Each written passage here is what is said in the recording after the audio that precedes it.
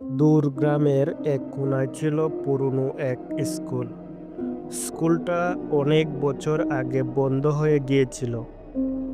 গ্রামের মানুষ বলতো রাতে নাকি ওই স্কুলে ঘন্টা বাজে, কিন্তু স্কুল তো বন্ধ, সেখানে ঘন্টা বাজবে কেন?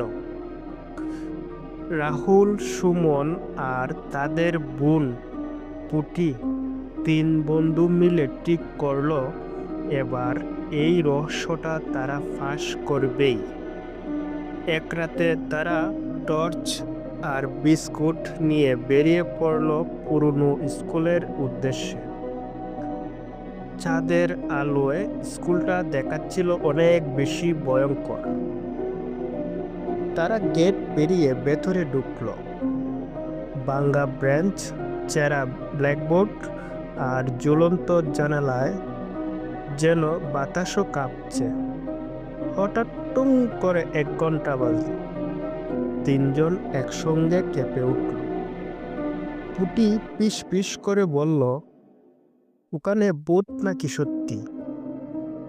রাহুল বলল, আমরা বিজ্ঞান জানি, ভূত কিছুই না, নিশ্চয়ই কোনো এখানে ট্রিক্স আছে।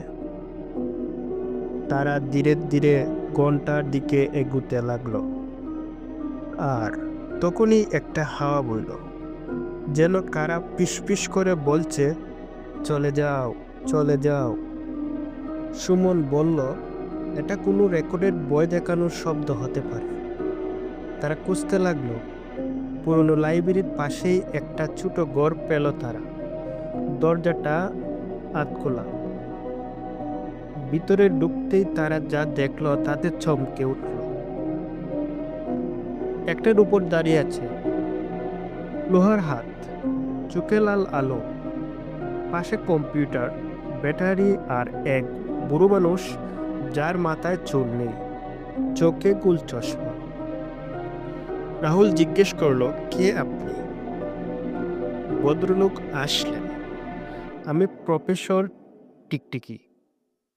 আমি এই স্কুলের বিজ্ঞান শিক্ষক ছিলাম। স্কুল বন্ধ হবার পর এখানেই গবেষণা করছি।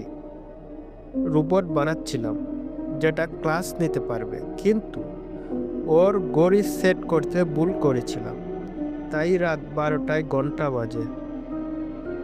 পুটি বলল, তাহলে ভূত নেই? না না, ভূত নেই, এটা বিজ্ঞানের খেলা, প্রফেসর টিকটিকি উত্তর দিলেন। তারা তিনজন হেসে উঠল। তারপর প্রফেসর টিকটিকি বললেন, তোমরা চাইলে আমার গবেষণায় সাহায্য করতে পারো। তখন তিন বন্ধুর চোখে তখন একরাশ হাসি। ভয় দূর হয়ে গেছে, এখন তারা একেবারে রোবট তৈরির সহকারী।